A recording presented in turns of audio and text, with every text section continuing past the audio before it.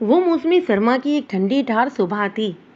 جہاں تک مجھے یاد پڑتا ہے، جنوری کا پہلا یا دوسرا ہفتہ تھا اور ان دنوں سردی اپنے عروج پر تھی۔ ایسی ہی ایک برفیلی اور ٹھنڈی برفیلی صبح میں حسب معمول تیار ہوا اور اپنی سیٹ پر جا بیٹھا۔ اگلے ہی لمحے حوالدار نبی جان میرے کمرے میں آ گیا۔ اس کے چہرے پر گمبھرتا دیکھ کر میں چونک اٹھا۔ اس سے پہلے کہ میں اس سے کوئی سوال کرتا، وہ اضطرابی لہجے میں بولا، ملک صاحب، اچھا ہوا آپ آ گئے، ورنہ میں تو آپ کے کوارٹر کی طرف ہی آ رہا تھا۔ کیوں بھائی؟ میں پوری طرح حوالدار کی جانب متوجہ ہو گیا۔ خیریت تو ہے نا؟ خیریت نہیں ہے جناب، وہ تفتیش بھرے لہجے میں بولا۔ میں نے گہری سنجیدگی سے پوچھا، آخر ہوا کیا ہے؟ ایک عورت قتل ہو گئی ہے جناب، نبی جان نے انکشاف انگیز لہجے میں بتایا۔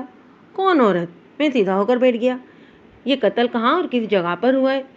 عورت کا نام عابدہ بتایا جاتا ہے، حوالدار وضاحت کرتے ہوئے بولا۔ اس کی لاش ادھر ہی بیری والے کنویں کے پاس پڑی ہے۔ بیری والا کنواں؟ میں نے پرسوچ انداز میں کہا۔ وہ کنواں جو ریلوے لائن کے اس پار کھیتوں میں؟ جی ہاں، اسی کنویں کی بات کر رہا ہوں، وہ تصدیق انداز میں بولا۔ میں ان دنوں قصبہ رائے پور کے تھانے میں تعینات تھا اور یہاں میری تعیناتی کو ابھی صرف 3 ماہ ہی ہوئے تھے، لہٰذا میں یہ دعویٰ کرنے کی پوزیشن میں نہیں تھا کہ میں اس علاقے اور وہاں بسنے والے لوگوں سے اچھی طرح واقف ہوں۔ یہ قصبہ دراصل ایک سڑک کنارے ریلوے لائن کے بیچوں بیچ واقع تھا۔ ہمارا تھانہ سڑک کے کنارے بس اسٹاپ کے ساتھ تھا۔ ریلوے لائن کی دوسری طرف سرسبز و شاداب کھیتوں کا ایک وسیع و عریض سلسلہ پھیلا ہوا تھا۔ ریلوے لائن سے ہی ایک کچی پگڈنڈی کھیتوں کی سمت جاتی تھی۔ مذکورہ بیری والا کنواں اسی پگڈنڈی کے ساتھ تھوڑے فاصلے پر واقع تھا۔ میں نے حوالدار نبی جان کی آنکھوں میں دیکھتے ہوئے سوال کیا، یہ عورت کے قتل کی اطلاع کون لے کر آیا؟ حوالدار نے ٹھوس انداز میں جواب دیا، اس بندے کا نام مرتضیٰ ہے، ابھی تھوڑی دیر پہلے ہی واپس گیا ہے۔ مرتضیٰ اسی قصبے کا رہنے والا ہے، اس کا گھر مقتولہ عورت کے گھر کے نزدیک ہی ہے۔ مرتضیٰ کے گھر میں کوئی مسئلہ ہے، اس لیے فوراً واپس چلا گیا۔ میں نے گہری سنجیدگی سے کہا، مرتضیٰ نے مقتولہ عورت کے بارے میں اور کیا کیا بتایا ہے؟ اس عورت کا نام عابدہ ہے، نبی بخش نے جواب دیا۔ عمر 30 کے قریب اور وہ ایک شادی شدہ عورت تھی، اس کی ایک 4 سالہ بچی بھی ہے۔ مقتولہ کا خاوند ملک سے باہر گیا ہوا ہے۔ میں نے پوری توجہ سے نبی جان کی بات سنی اور اس کے خاموش ہونے پر پوچھا، کیا SI سکندر علی آ چکا ہے؟ نہیں جناب، حوالدار نے نقیبیں گردن ہلائی، آج ذرا دیر سے آئے گا، اس کا بچہ کل سے بیمار ہے، وہ رات جاتے ہوئے مجھے بتا کر گیا تھا۔ SI سکندر علی کی رہائش اسی قصبے میں تھی، چنانچہ اگر تھانے میں کسی قسم کی ایمرجنسی نہ ہوتی تو وہ رات کو اپنے گھر چلا جایا کرتا تھا۔ مجھے پتا تھا کہ وہ ایک شادی شدہ شخص ہے اور اس کا بیٹا بھی ہے، لیکن یہ بات میرے علم میں نہیں تھی کہ سکندر علی کا بیٹا ساجد بیمار ہے۔ میں نے حوالدار سے مخاطب ہوتے ہوئے کہا، نبی جان 10-15 منٹ میں نکلنے کی تیاری کرو، تم میرے ساتھ وقوع پر جاؤ گے۔ اوکے ملک صاحب، اس نے فرمانبرداری سے کہا اور میرے کمرے سے نکل گیا۔ نبی جان اپنے قد بد اور جسمانی ساخت سے پولیس والا نظر نہیں آتا تھا۔ اگر کوئی شخص اسے یونیفارم کے بغیر دیکھتا تو اسے یقین ہی نہ آتا کہ وہ پولیس والا ہے بلکہ حوالدار ہے، لیکن نبی جان اپنے کام کا بڑا ہی ماہر اور چاق و چوبند پولیس اہلکار تھا۔ مجھے اس تھانے میں تعینات ہوئے لگ بھگ 3 ماہ ہوئے تھے اور اس عرصے کے دوران میں یہ پہلی سنگین واردات میرے ہاتھ لگی تھی، ورنہ اب تک تو چھوٹے موٹے جھگڑے اور چوری چکاری کے کیس ہی نپٹانے کا موقع ملا تھا۔ قتل کی واردات کا سن کر میرے رگ و روبے میں سنسنی سی دوڑ گئی تھی اور مجھے امید تھی کہ اس معاملے میں ہاتھ پاؤں کھولنے کا خوب موقع ملے گا۔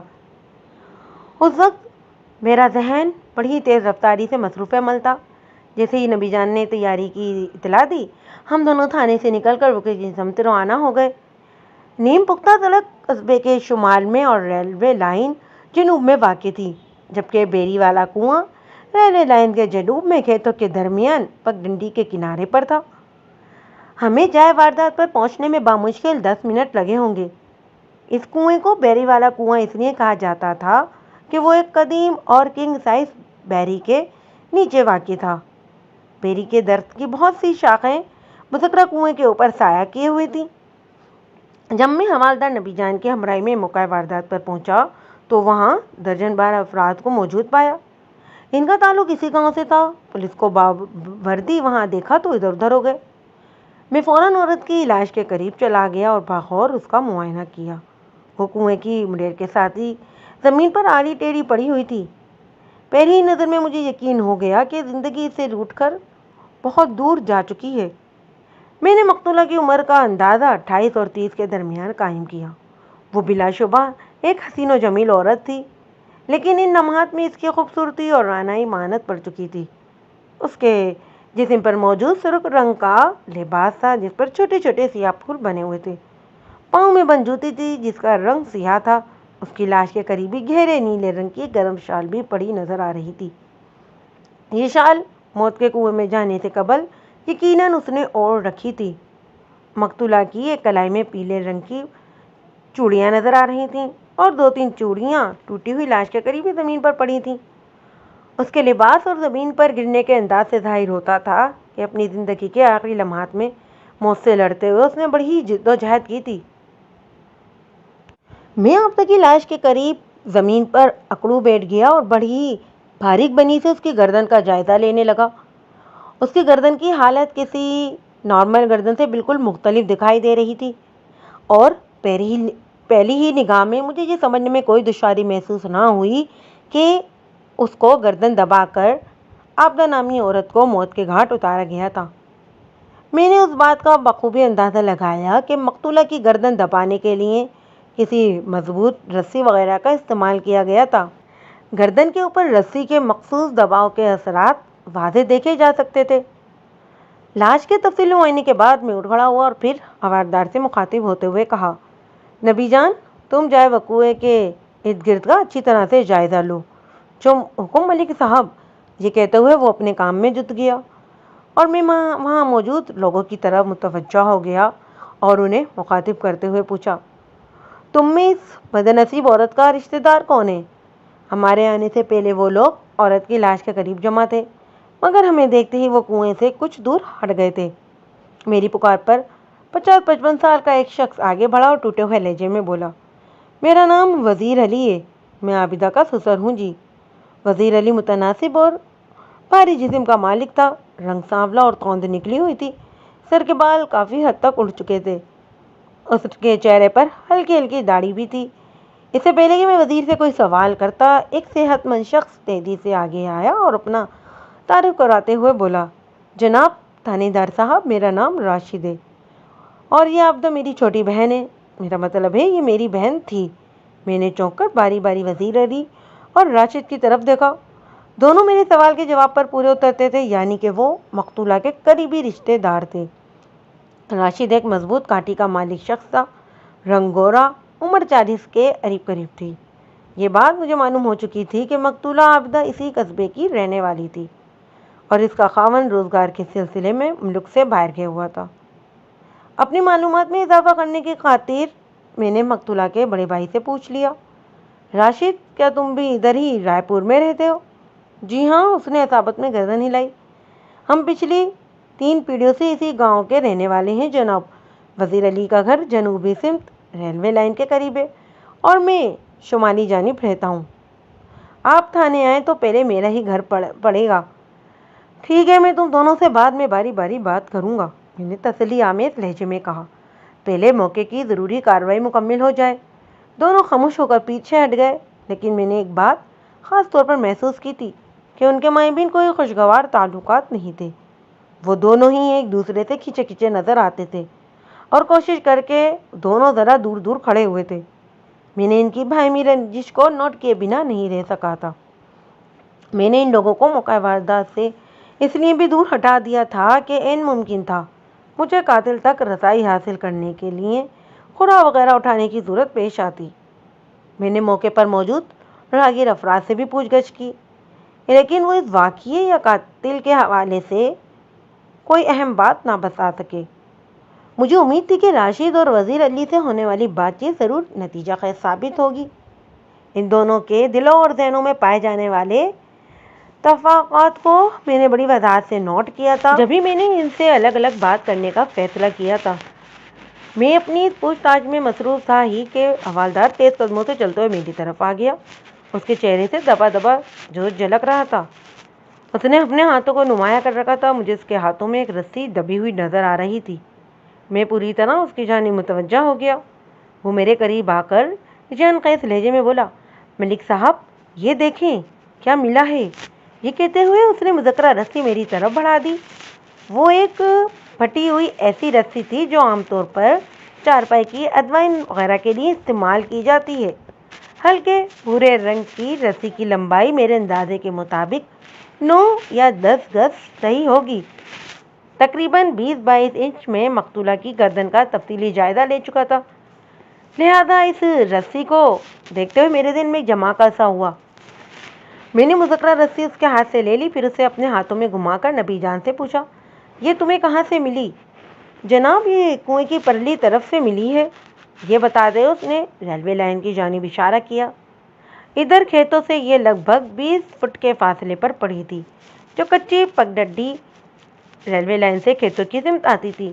اس کا زاویہ جنوب مغرب میں بنتا تھا اور بیری والا کنواں مذکرہ پگڈنڈی سے مغرب میں 30 فٹ کے فاصلے پر واقع تھا، جبکہ رسی کے حوالے سے حوالدار نے جس سمت اشارہ کیا تھا وہ کھیتوں اور ریلوے لائن کا درمیانی حصہ تھا، یعنی کنویں سے 20 فٹ دور ریلوے لائن کی جانب۔ اس زمانے میں فنگر پرنٹس اٹھانے کا تو رواج نہیں تھا، یوں سمجھیں کہ ابھی یہ رواج آیا ہی نہیں تھا۔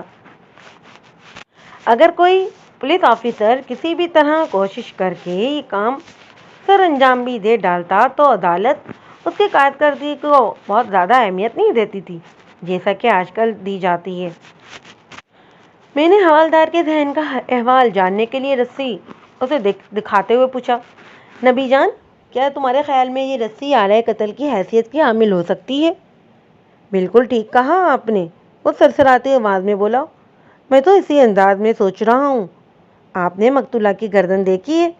بڑی اچھی طرح دیکھی ہے نبی جان، میں نے گمبھیر انداز میں کہا۔ وہ معنی خیز انداز میں سر کو اصاباتی جشن دے کر رہ گیا۔ میں نے آئندہ چند منٹ میں حوالدار کی مدد سے جائے وقوع کا نقشہ تیار کیا اور پھر بیری والے کنویں کے پاس وہ حصہ زیادہ زرد بنا دیا جہاں سے قاتل کے سراغ کے سلسلے میں کھرا وغیرہ ملنے کے روشن امکانات تھے۔ اس مقصد کے لیے میں نے کھوٹے اور رسی منگوا کر مطلوبہ حصے کے گرد ایک باڑسی کھینچ دی۔ اس کام سے فارغ ہونے کے بعد میں نے مقتولہ کی لاش کو سرکاری اسپتال بھجوانے کا بندوبست کیا اور اس کے ورثاء کی جانب متوجہ ہو گیا۔ وزیر علی اور راشدی دو ایسی پارٹیاں تھیں جن سے پوچھ گچھ کر کے نتیجے میں کوئی ایسی بات سامنے آ سکتی تھی جو قتل کے اس کیس کو حل کرنے میں مددگار ثابت ہو۔ جیسا کہ میں نے پہلے ذکر کیا ہے کہ میں نے ان دونوں افراد کے درمیان اچھا خاصا تناؤ محسوس کیا تھا۔ یہی تناؤ اس مرحلے پر بھی ایک مسابقت کی صورت ابھر کر سامنے آ گیا۔ راشد نے کہا، تھانے دار صاحب پہلے آپ مجھ سے سوال و جواب کریں۔ آبدہ میری چھوٹی بہن تھی، میں آپ کو زیادہ بہتر طور پر بتا سکتا ہوں کہ اس بیچاری کے ساتھ کیا ہوا ہوگا۔ وہ میرے بیٹے کی گھر والی تھی، وزیر علی نے ایک لفظ پر زور دیتے ہوئے کہا، میری بہو میری اکلوتی پوتی کی ماں تھی۔ آپ اس کے بارے میں پہلے مجھ سے پوچھ تاچھ کریں جی، آپ لوگ آپس میں جھگڑا نہ کریں ورنہ اصل معاملہ کھٹائی میں پڑ جائے گا۔ میں نے ٹھہرے ہوئے لہجے میں کہا، میں تم دونوں کو بولنے کا پورا موقع دوں گا لیکن ایک اصول کے تحت۔ کیسا اصول؟ وزیر علی نے الجھی ہوئی نظروں سے مجھ جانب دیکھا۔ میں نے ٹھہرے ہوئے لہجے میں کہا، موسم کی سختی اس بات کی اجازت اور رعایت بالکل نہیں دیتی کہ یہاں اس کھلی فضا میں کچہری لگا کر مزید قیام کیا جائے۔ ہمیں کسی گھر کے اندر بیٹھ کر صبر و سکون سے بات کرنا چاہیے۔ لہذا میں نے لمحاتی توقف کر کے گہری سانس خارج کی اور حتمی انداز میں فیصلہ سنا دیا، لہذا جس کا گھر جائے وقوع سے قریب ہے پہلے میں اسی کا بیان لوں گا، اس کے بعد دوسرے کی باری آئے گی۔ میرا فیصلہ سن کر وزیر علی مطمئن دکھائی دینے لگا، کیونکہ قرعہ اس کے نام جو نکل آیا تھا وہ ریلوے لائن کی دوسری طرف رہتا تھا، جبکہ راشد کا گھر قصبے کے دوسرے سرے پر میرے تھانے کے نزدیک تھا، اور وہ اس فیصلے پر برا سا منہ بنا کر رہ گیا۔ تاہم اس نے زبان سے کچھ نہ کہا۔ میں نے اس سے مخاطب ہوتے ہوئے کہا، راشد مجھے پوری طرح اس بات کا احساس ہے کہ یہ ثانیہ تمہارے لیے کتنا تکلیف دہ ہے۔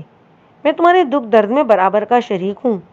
تم اطمینان سے اپنے گھر جاؤ، میں وزیر سے فارغ ہو کر سیدھا تمہارے پاس آتا ہوں۔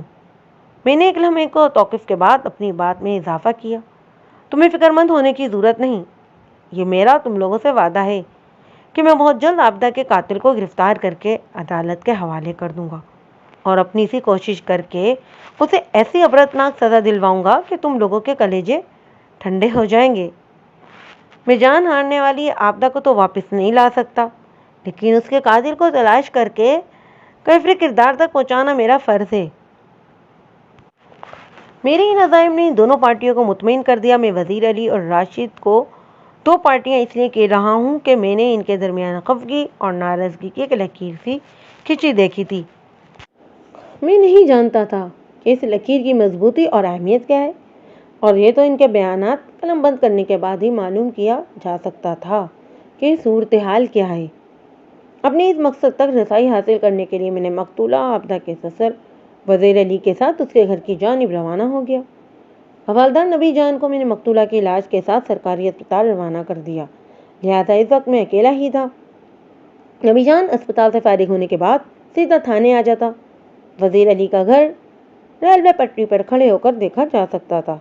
ریلوے لائن اس کے گھر کے درمیان کم و بیش 50 سال کا فاصلہ ہوگا۔ وزیر علی کا گھر ایک روایتی کچا مکان تھا۔ ریلوے لائن کی جانب پائے جانے والے اکثر مکانات کے آگے چھوٹے موٹے باغیچے اور سبزیاں وغیرہ کی کیاریاں بنی دکھائی دیتی ہیں۔ گاؤں کے دیہات کے لوگ بہت سی اشیاء ضرورت میں خود کفیل ہوتے ہیں اور گنتی کی چیزیں ہی انہیں خریدنا پڑتی ہیں۔ ان کاموں کے لیے ان میں ذوق و شوق بھی ہوتا ہے اور ان کے پاس وافر وقت بھی موجود۔ شہر کی زندگی اتنی مصروف ہوتی ہے کہ بعض اوقات شیمپو بنانے اور کپڑے استری کرنے کا وقت بھی نہیں ملتا۔ سبزی ترکاری گھر میں یا گھر کے باہر اگانے کا تو سوال ہی پیدا نہیں ہوتا۔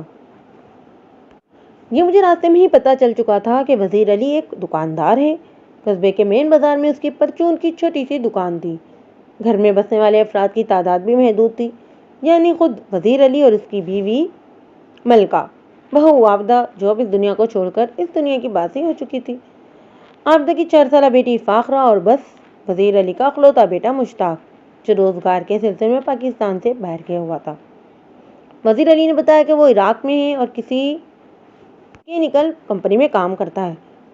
وزیر علی نے مجھے اپنے گھر کی بیٹھک میں بٹھایا، اس کی بیوی ملکہ بھی وہیں آ گئی۔ فاخرہ اپنے ہم عمر بچوں کے ساتھ باہر کھیل رہی تھی۔ وہ اس ثانیے کی حقیقت اور سنگینی سے ظاہر ہے، اس طرح آگاہ نہیں تھی جیسے کوئی عاقل و بالغ انسان ہو سکتا ہے۔ ملکہ کی عمر 50 کے آس پاس نظر آتی تھی۔ وہ گول مول چہرے والی ایک گوری چٹی اور فربہ مائل عورت تھی۔ اس سے تفصیلی گفتگو کے نتیجے میں مجھے معلوم ہوا کہ پہلے بیٹے مشتاق کی پیدائش کے وقت کوئی زچگانہ پیچیدگی پیدا ہو گئی تھی، تو یوں آئندہ کے لیے ماں بننے کی صلاحیت سے عابدہ محروم ہو گئی تھی۔ مشتاق ان کی اکلوتی اولاد تھا اور وہ پچھلے 3 سال سے عراق میں تھا۔ ملکہ اور وزیر عابدہ کی المناک موت پر بڑے ہی غمزدہ نظر آتے تھے۔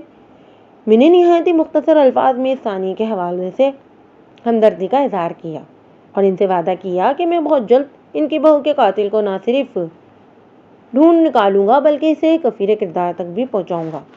ملکہ نے بڑی ہی بھرائی ہوئی آواز میں کہا، سمجھ میں نہیں آ رہا کہ عابدہ کو کس نے قتل کیا ہے۔ سمجھ میں بھی آ جائے گا، میں نے ٹھہرے ہوئے لہجے میں کہا۔ پہلے اس بات کا تو پتہ چلانا ہوگا کہ آپ لوگوں کی بہو بیری والے کنویں تک پہنچی کیسے؟ وہ اپنی مرضی سے گئی یا اسے زبردستی وہاں لے جایا گیا؟ وہ وہاں کس سے ملنے گئی تھی؟ وغیرہ وغیرہ۔ میں نے لمحاتی توقف کر کے ایک گہری سانس لی اور اپنی بات میں اضافہ کیا، یہ اور اسی طرح کے دیگر سوالات کے جواب مجھے آپ دیں گے، کیونکہ مقتولہ آپ کے پاس آپ کے گھر میں رہتی تھی تو یہ ممکن نہیں کہ آپ کو کچھ پتہ نہ ہو۔ میں بڑی سے بڑی قسم کھانے کو تیار ہوں تھانے دار صاحب، وزیر علی نے کھنچائی ہوئی آواز میں کہا۔ میرے دماغ میں کچھ نہیں آ رہا، یہ سب کیا اور کیسے ہو گیا؟ ایک بات تو طے ہے کہ آپ کی بہو کو گلا دبا کر موت کے گھاٹ اتارا گیا ہے، میں نے گہری سنجیدگی سے کہا۔ اس کی گردن کی حالت تم نے بھی دیکھی ہے وزیر علی۔ مقتولہ کی لاش جس آڑے ٹیڑھے انداز میں کچی زمین پر بے ترتیب پڑی تھی، اس سے اندازہ ہوتا ہے کہ زندگی کو الوداع کہتے ہوئے اس نے موت سے لڑنے کی بھرپور کوشش کی تھی۔ یہ الگ بات کہ اس کی ایک پیچ نہ چلی اور قاتل اپنے مقصد میں کامیاب ہو گیا۔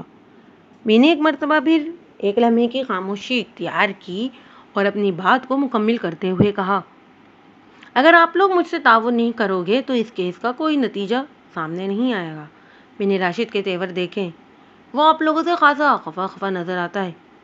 یہ نہ ہو کہ اس کا کوئی بیان آپ کو کسی بڑی مصیبت میں ڈال دے، لہٰذا میں نے سنسنی خیز انداز میں توقف کیا اور پھر کہا، لہٰذا بہتری اسی میں ہے کہ آپ مجھ سے کچھ نہیں چھپائیں، حقیقت سے آپ لوگ جس حد تک واقف ہیں مجھے بھی آگاہ کریں۔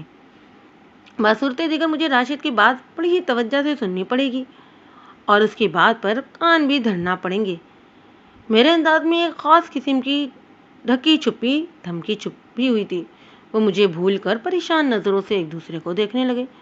ان کے چہروں کے تاثرات سے واضح اندازہ ہوتا تھا کہ وہ خود کو کسی بڑی ہی مصیبت میں گرا ہوا محسوس کر رہے ہیں۔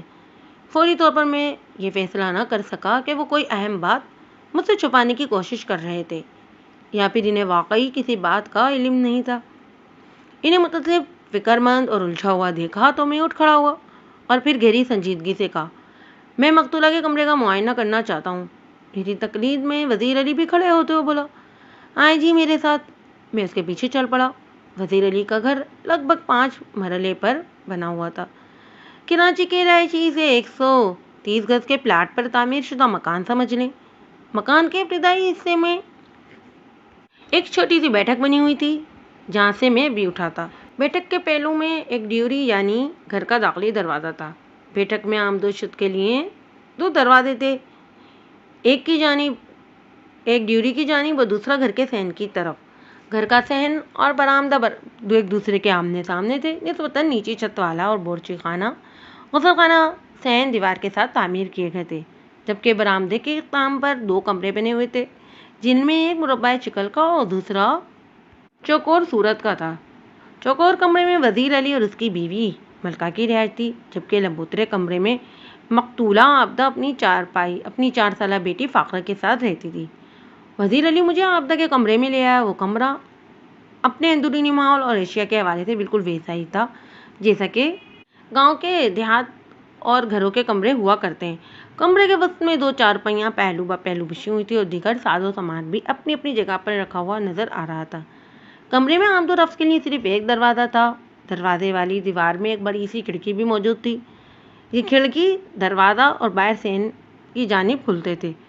مقتولہ کے کمرے کے سامنے والی دیوار پر ایک فریم شدہ تصویر بھی آویزاں تھی جس میں ایک مرد اور ایک عورت جڑ کر بیٹھے ہوئے دکھائی دے رہے تھے۔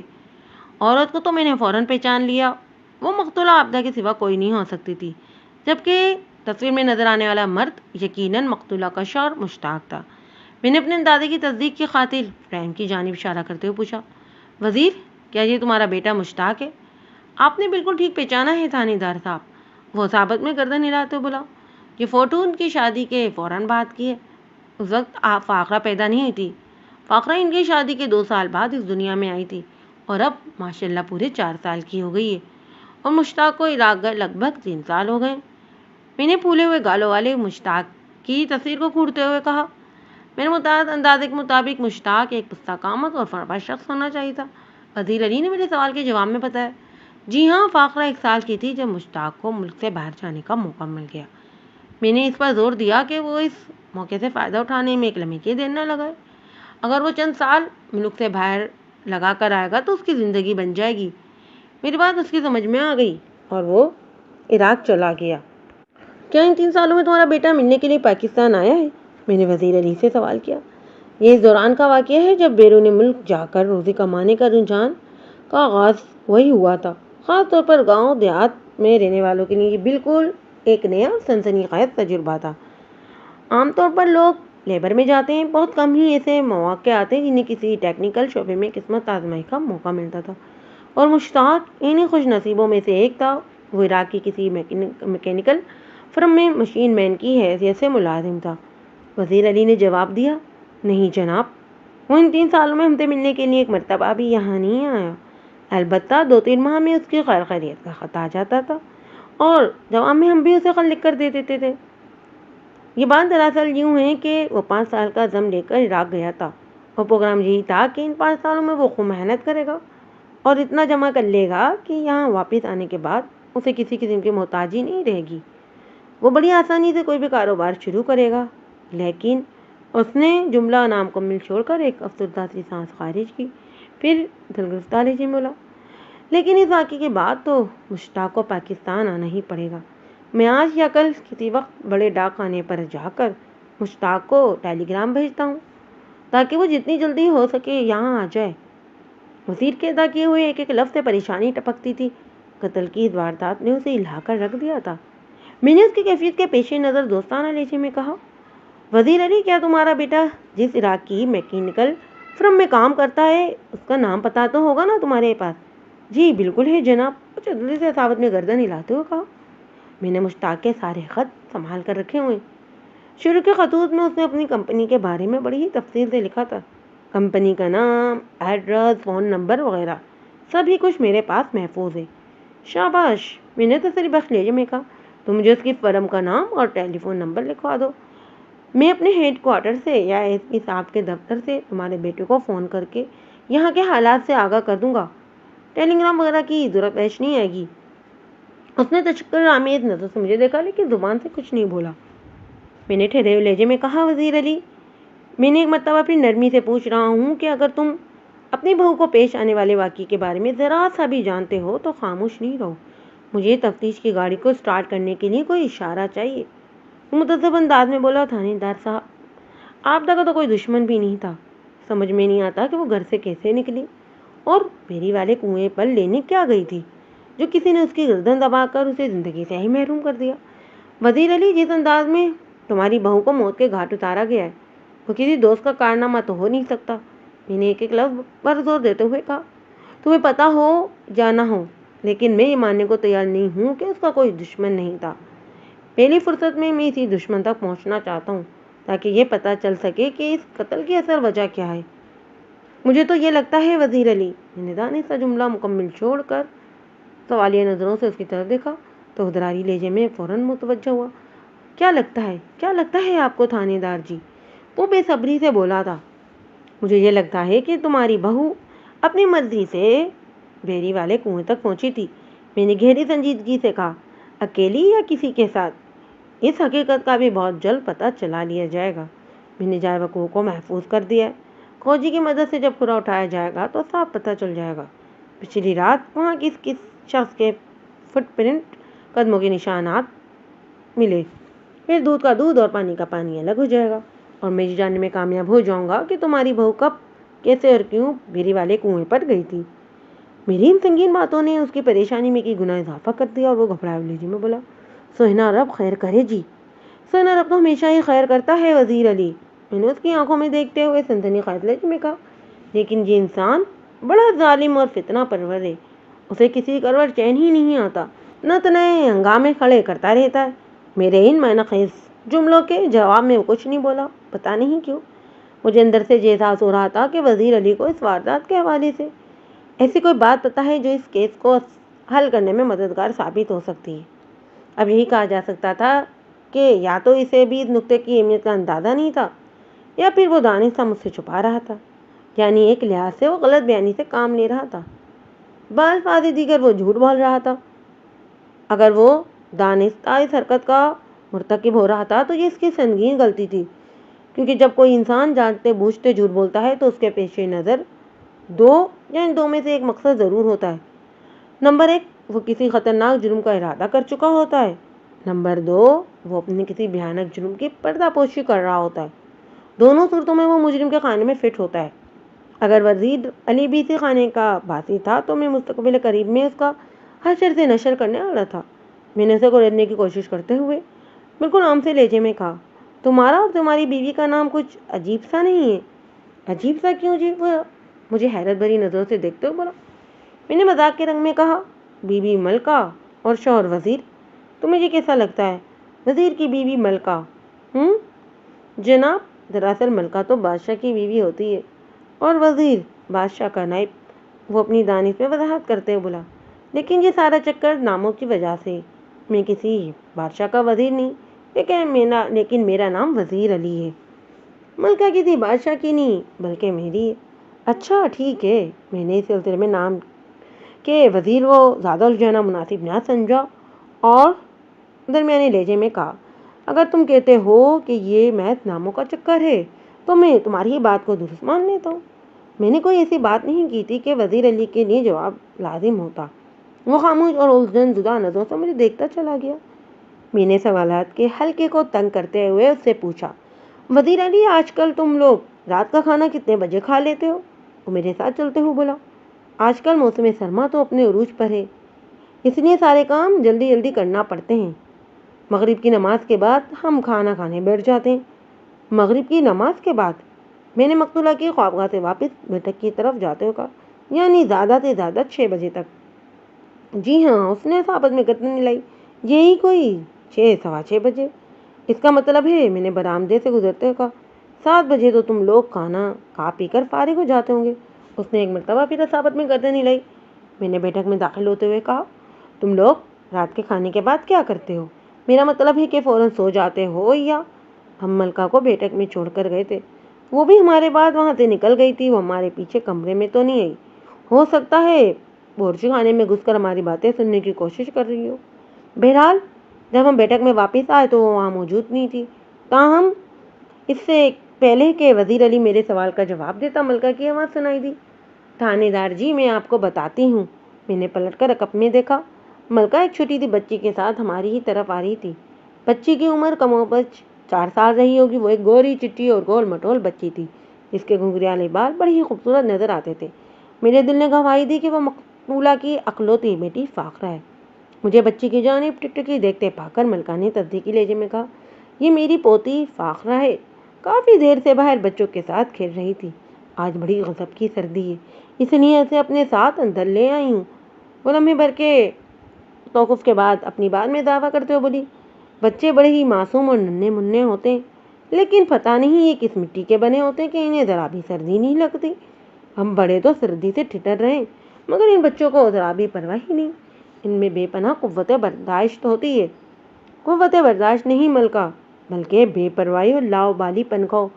میں نے دل کا نکوش علی فاخرہ کی جانب دیکھتے ہوئے کہا، یہ لوگ اپنے کھیل کود میں اس حد تک مگن ہوتے ہیں کہ انہیں موسم کی سختیوں کا ذرا بھی احساس نہیں ہوتا، بلکہ یہ تو یہاں تک بے نیاز ہوتے ہیں کہ انہیں اپنی ماں کی موت کا بھی ادراک نہیں ہوتا۔ میرے آخری جملے نے دونوں میاں بیوی کو بے حد ملول اور افسردہ کر دیا۔ تاہم ننھی فاخرہ ٹکر ٹکر ہم سب کی صورتیں دیکھنے لگی۔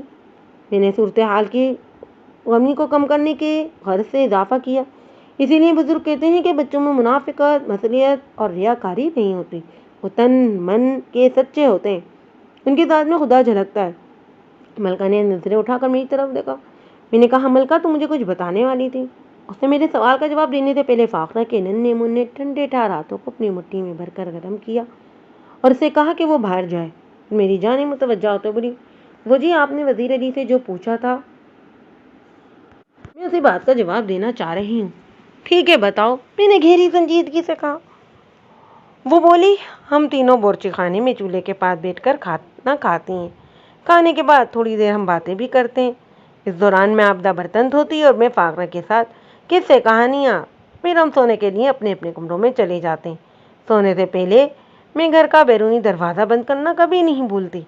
وزیر علی نے مزید بتایا، دروازے کو اندر سے کنڈی لگا کر ہی مجھے اطمینان ہوتا ہے